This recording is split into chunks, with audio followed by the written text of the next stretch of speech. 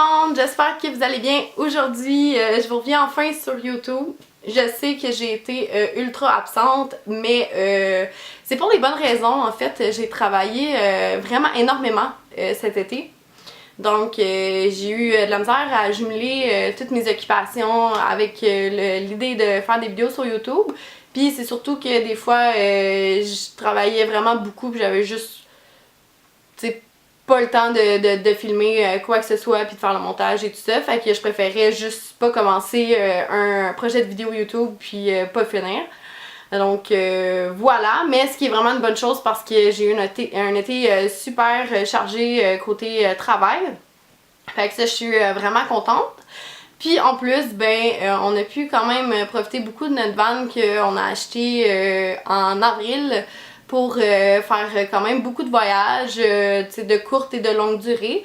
Fait que je suis vraiment contente de mon été à date. On a quand même profité de ça à 110% malgré le travail et tout. On a été super occupés, mais ça a été quand même super le fun et divertissante comme été. Fait que voilà, c'est ce qui explique un petit peu mon absence des derniers mois. Mais sinon, je vous reviens avec un vidéo recap de notre voyage en Gaspésie. Ceux qui me suivent sur Instagram, vous savez qu'on est parti pendant une dizaine, 7 jours environ en Gaspé. Puis on a fait comme tout le tour de la Gaspésie au complet. On est allé avec notre campervan bien sûr, puis on avait apporté, je suis allée avec mon chien et mon chum là-bas. Donc c'est ça, je vais vous faire un petit résumé en fait de nos activités qu'on a faites là-bas, les places qu'on a visitées qui étaient vraiment cool, puis aussi dans le fond combien ça nous a coûté faire notre voyage. Ça a été compliqué dormir à des places avec la van, puis etc. Donc si c'est quelque chose qui vous intéresse, restez à l'écoute. Notre premier stop, ça a été à l'auberge festive Le Sichac à Sainte-Anne-des-Monts. Vraiment, c'est une place incroyable. C'est la deuxième fois que j'y vais, puis c'est tellement cool. C'est comme la place par excellence pour aller faire le party avec ses amis. C'est vraiment cool, c'est super festif et rassembleur comme endroit. Dans le fond, c'est tout situé sur le bord de la mer. Fait que la vue est genre amazing, c'est vraiment incroyable. Ce qu'on peut y voir là-bas. Juste d'être sur place, c'est comme déjà relaxant. Puis après ça, c'est sûr que là-bas, il y a des spectacles presque tous les soirs. Fait que justement, l'ambiance, ça tourne rapidement au party. Puis voilà, les gens sont super sympathiques. L'ambiance est de feu. Puis ils ont vraiment un côté environnemental que j'adore.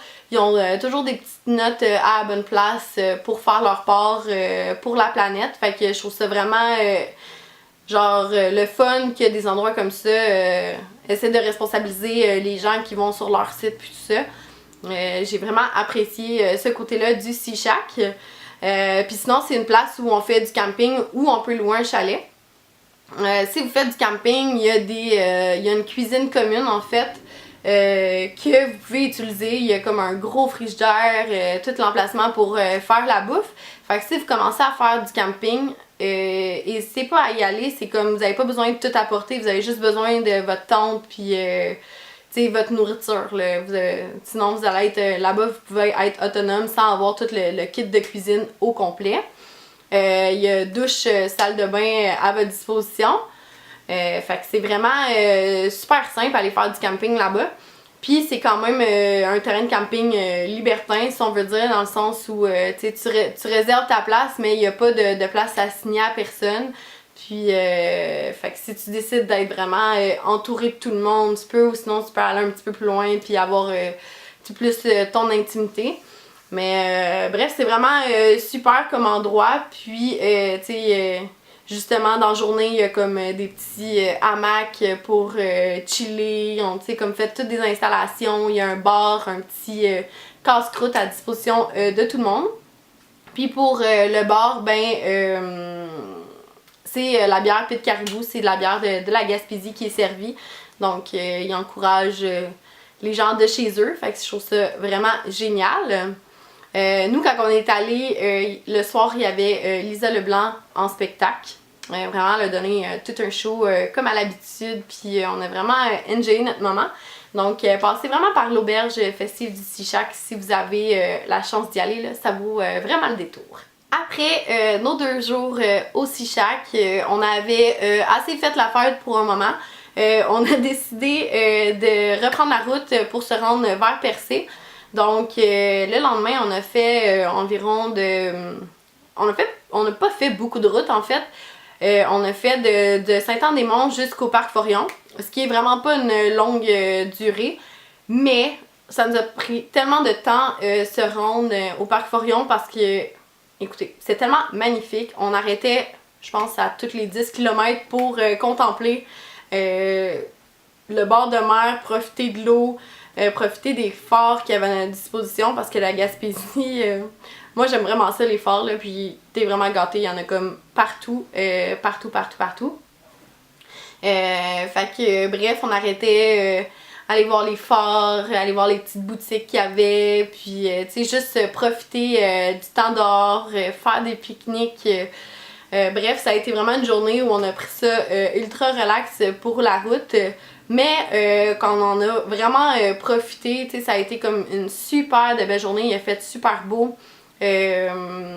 Justement la côte s'allonge le bord de l'eau tout le long, donc c'est super rafraîchissant. Puis je trouvais ça vraiment le fun de nous rendre compte que tu sais au Québec on a ça aussi, nous des places genre sur le bord de l'eau avec des vues imprenables. Tu sais on n'a pas besoin d'aller si loin que ça pour changer d'air puis voir du beau. Fait que ça a fait du bien de se rappeler ça un peu, là, on veut toujours rêver d'aller plus loin, d'aller dans d'autres pays pis tout ça, mais au Québec on a vraiment des belles espaces, fait que juste faire la route jusqu'au Parc Forillon, là, ça a comme vraiment été comme un gros highlight de mon voyage. Donc, la 4e journée de notre voyage, avant d'aller vers Percé, on s'est arrêté au Parc Forillon. Pour ceux qui ne connaissent pas, c'est un parc national, il y a un coût d'entrée pour y aller. Si je me trompe pas, ça nous a coûté comme 15$ pour 2, si je me trompe pas. Fait que c'est vraiment pas dispendieux pour aller passer la journée sur ce site-là. Honnêtement, une journée, c'est comme pas suffisant. C'est sûr que moi, avoir été mieux préparée, j'aurais resté en fait un bon 2-3 jours là-bas et j'aurais fait du camping. Parce qu'après avoir vu leur site de camping, il y en avait plusieurs sur le bord de l'eau, les sites qui avaient l'air vraiment comme vraiment fou, vraiment beau. Mais malheureusement, c'est ça, on a comme décidé 2 jours avant de partir pour la Gaspésie. Fait que il était un petit peu trop tard pour réserver au Parc Forillon en août. Mais bref, si vous êtes d'avance, manquez pas votre chance d'aller faire du camping là-bas. C'est vraiment beau. La première activité qu'on a fait là-bas, c'est une randonnée vers le mont Alban. C'est une petite randonnée, mais avec un dénivelé assez intense pour ceux qui l'ont déjà fait. Tu sais, moi je suis pas une grande hiker dans vie, puis je fais pas tellement de randonnée non plus, mais c'est quand même assez intense là. Tu sais, t'arrives puis ça monte, c'est à pic, puis c'est pas mal ça tout le long de la randonnée. Fait que il y a quand même beaucoup de côtes, on fait juste monter, monter et monter. Fait qu'il faut juste le savoir en y allant. Nous, on n'était pas nécessairement préparés à ça, on n'avait pas nécessairement les bons souliers, etc. Fait que voilà, tu sais, juste soyez au courant que tu sais, faut quand même être bien chaussé, genre pour aller faire cette petite randonnée-là.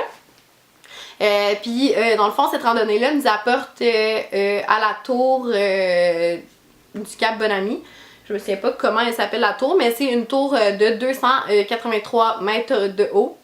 Fait que c'est haut en titi. Moi j'ai vraiment pas le vertige, mais je sais que Fred lui avait quand même un petit peu le vertige rendu en haut là. C'est quand même haut, on aperçoit le Rocher Percé au loin. Il y a l'île Bonaventure aussi, fait que c'est comme la première fois qu'on aperçoit le Rocher Percé en Gaspésie à partir de ce point de vue-là. Mais vraiment, c'est comme un endroit à couper le souffle, ça vaut vraiment la peine de s'y rendre malgré que le chemin est un petit peu à pic, si on veut. Ensuite, après notre petite randonnée, on a été à la plage Cap Bonami, qui est vraiment tout près de là. Puis dans le fond, ça, si vous savez pas, c'est une plage de galets, fait que c'est juste comme des grosses roches qui habituellement c'est ce qui est le sable, mais là c'est les roches qui font office de gros sable, si on veut. Puis c'est super beau, on a vraiment profité pour relaxer, siester toute la journée, puis faire courir le chien dans l'eau, puis vraiment juste profiter du moment présent. On a regardé les oiseaux, on a, tu sais, comme vraiment profité du moment à cette plage-là. Fait que je vous suggère vraiment, c'est vraiment un endroit qui est incroyable. Fait que si vous avez une chose à retenir pour le parc Forillon, c'est qu'une journée c'est comme vraiment pas assez, il y a genre trop de choses différentes à voir. Nous autres on a vraiment fait une mini portion du parc. Fait que je vous suggère vraiment de au moins passer 2 journées là-bas pour profiter à 100% du parc Forillon. Après le parc Forillon, on s'est arrêté à Sainte-Madeleine. Sainte-Madeleine, c'est comme vraiment une petite ville, mais il y avait un beau fort, puis un endroit qui avait l'air quand même assez cosy. On a arrêté là-bas, puis on s'est comme balancé, on a profité du moment encore une fois, courir, se décourdir les jambes un peu pendant la route. Puis voilà, c'est vraiment une petite ville, mais si jamais vous passez par ce fort-là puis que vous n'êtes pas trop down de dormir n'importe où avec votre van, moi j'ai vu en fait qu'on pouvait se parquer là-bas puis c'était comme un coût de 15$ là, puis t'avais comme des services des toilettes puis tout ça. Fait que ça valait quand même la peine de se rendre là-bas si jamais vous cherchez un endroit à coucher pas cher, donc le fort Sainte-Madeleine. C'est vraiment cool comme endroit, puis c'est quand même assez relax. Il y a des restos aussi aux alentours si jamais ça vous tente. Puis à Sainte-Madeleine, il y avait une autre affaire aussi spéciale qui était le Grand Saut. Ça peut avoir l'air weird, mais on a vu cette petite indication-là, puis on a fait comme « Ah, on y va ». Dans le fond, le Grand Saut, c'est genre une passe migratoire à saumon. Donc si on allait là dans les bonnes heures, si j'ai bien compris, on était supposé voir des poissons aller vers la rivière et etc. C'est une grosse chute. C'est une des chutes les plus hautes, une chute de rivière les plus hautes en Gaspésie. Donc c'est quand même impressionnant à voir. Mais ce qui était comme le plus impressionnant en se rendant là-bas, de un, on savait pas trop dans quoi on s'embarquait, mais le chemin pour y aller, c'était genre un chemin de 4 roues. C'était vraiment un petit chemin vraiment random. Il n'y avait pas de possibilité qu'il y ait comme 2 voitures qui passent là. C'était des chemins super étroits qui montaient de façon hyper à pic. Je vous rappelle qu'on est avec un camper van. On essaie de passer ça. Bref, juste le chemin c'était comme vraiment trillant parce qu'on était vraiment haut dans les airs. Honnêtement, je suis pas quelqu'un qui a le vertige, mais là j'étais côté passager, puis j'avoue que j'ai eu des petites frousses, je filais pas bien, puis j'avais hâte qu'on arrive à cette fameuse place là. Il y avait genre des enseignes, des panneaux qui disaient comme on n'est pas responsable des accidents s'il se passe quoi que ce soit. Bref, il s'est rien passé. Mais juste pour le chemin, les virages, les côtes qu'il y a pour se rendre là-bas, ça vaut vraiment la peine d'y aller là, si vous aimez les petits chemins weird. Bref, c'est vraiment un petit chemin challengeant si on peut dire. Bref, c'était vraiment cool juste se rendre là-bas. Rendu là-bas, c'est une espèce de grosse chute, une super belle rivière. Je pense pas que ce soit une place qui est super courue en Gaspésie. On est arrivé là-bas puis on était comme toute seule avec le guide touristique si on veut. Puis malheureusement on est arrivé comme trop tard pour voir les saumons et tout ça puis voir comment c'est quoi le procédé. Mais bref, ça a quand même valu la peine, c'était vraiment une super belle chute, c'était quand même assez impressionnant à voir. Donc je vous le suggère.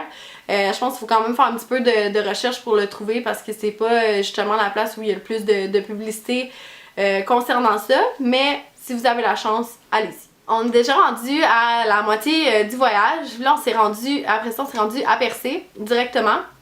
Ma tante habite près de là, donc on avait une place où dormir. On est resté dormir là-bas 2 jours. Puis c'est vraiment le fun, on peut vraiment profiter. Le moment où on arrive à Percé, ou les premiers moments où on voit vraiment le rocher percé, je trouve ça tellement impressionnant. C'est vraiment beau à voir, puis comme je rappelais précédemment, tu sais, c'est vraiment pas loin de chez nous, puis c'est comme tellement des places qui sont genre magnifiques, mais que, étant donné que c'est au Québec, on dirait qu'on oublie un petit peu.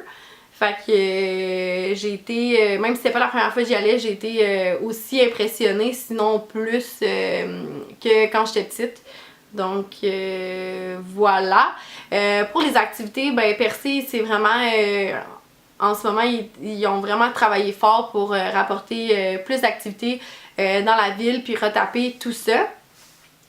Donc la première activité bien sûr que tout le monde fait, c'est d'aller voir le rocher percé puis de prendre des photos avec. On s'est pas rendu comme plusieurs le faisaient, genre sur le bord de l'eau à marcher puis à aller vraiment près du rocher percé. C'est comme pas quelque chose qui est super recommandé, d'un parce qu'on connaît pas l'heure des marées, puis de deux parce qu'il y a des roches qui tombent du rocher souvent là, fait qu'on voulait comme pas prendre le risque. Puis on était avec le chien aussi, qui est pas nécessairement évident pour se rendre au rocher percé. Après avoir profité du rocher percé pendant un bon moment, on s'est rendu au Géoparc où il y a la plateforme vitrée. Ça fait partie des gros ajouts qu'ils ont fait à Percé récemment. Puis dans le fond, la plateforme vitrée, c'est une grosse structure de bois. Puis au bout, il y a tout est vitré, donc on voit sous nous, on voit devant. Bref, on a comme l'impression d'être un petit peu dans le vide. Juste à titre informatif, les chiens ne sont pas admis sur la plateforme vitrée, mais partout dans le Géoparc. Fait que rendu là, moi et Fred, on a comme pas pu y aller ensemble parce que parce qu'on avait notre chien. J'ai trouvé ça un petit peu plate. Mais bref, c'est ça, ça fait partie des désavantages de la plateforme vitrée, je dirais, parce que rendu là-bas, ben tu sais, il fallait y aller un à la fois. Fait que c'est ça, ça a été un petit peu plus plate comme expérience. Je m'attendais à pouvoir comme qu'on y aille ensemble, puis tu sais, qu'on puisse vivre le petit challenge ensemble, mais finalement ça a pas été ça. Mais bon, c'est pas plus grave que ça. Il y a un coût d'entrée de 5 ou 7 $, je crois. Voilà, mais tu sais, ça vaut vraiment la peine. On a une super vue de toute la ville au complet. C'est vraiment quand même haut. Fait que ceux qui ont le vertige ont quand même un petit challenge à vivre à cette plateforme-là. Mais bref, je suggère vraiment d'aller voir ça. C'est vraiment une belle ajout qu'ils ont fait dans le Géoparc cette année. Après avoir fait la plateforme vitrée, on est allé voir la forêt enchantée. Puis ça, je dirais que c'est un des trucs qui m'a le plus impressionné ou le plus dépaysé, si on veut. Si on veut, la forêt enchantée, c'est comme une grosse fissure où des arbres, puis où il y a des arbres puis des grosses roches. Puis dans le fond, les arbres, ils poussent dans la terre et dans la roche. Puis tous les arbres ont des formes vraiment particulières là, qui sont vraiment tout croches. Ça ressemble plus à des bonsaïs, si on veut. Là. Ils poussent toutes vraiment avec des grosses courbes dedans, puis tout ça. Fait que c'est vraiment impressionnant. On a comme vraiment l'impression d'être dans un autre univers. Tu sais, nous, quand on est allé, il fait genre super soleil. T'arrives là-bas, tout est ombragé. C'est un peu plus vampirique, là, si on veut, là, comme dans les films de vampires, puis tout. Là. Fait que c'était vraiment cool. On a comme dit qu'on était comme dépaysés. On n'était pas nécessairement au Québec, encore une fois. Fait que c'est vraiment cool de voir qu'on a des beaux trucs comme ça, puis que c'est...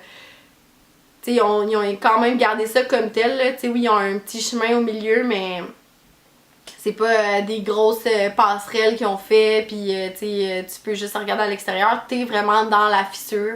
Puis tu te promènes, puis là, tu peux regarder ça. Fait que ça valait vraiment la peine. C'était super beau à voir. Et on a fini notre journée